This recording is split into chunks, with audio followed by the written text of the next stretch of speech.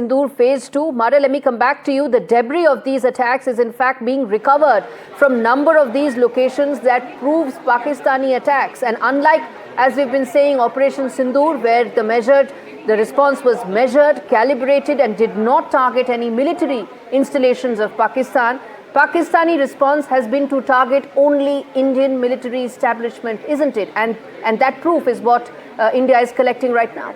That's right. India's move was focused and non-escalatory in nature.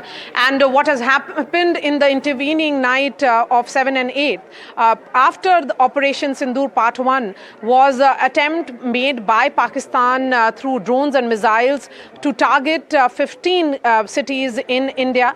And that entire attempt was thwarted, is what government is telling us. In fact, the government has gone on to say that they were neutralized by our anti-defense systems and UAS grid, an integrated counter-UAS grid. We'll try and get details of how this grid actually functions, but overall, Gauri, the alertness of the defense forces has to be lauded here. We have seen how there is, we are in a state of high alert and total preparedness. When Aishwarya was giving us the details of that meeting, which was chaired by the Prime Minister, in which several department secretaries were in attendance, Gauri, I think one important aspect which has to be highlighted is the presence of the Secretaries of Health and Power Ministries, because these two particularly become important in the times that we are living in.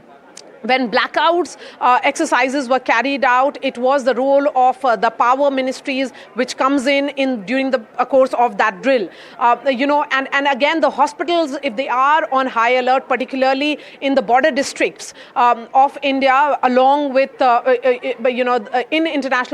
the international border with Pakistan, the sense is that there has to be all hands on deck and complete coordination that is needed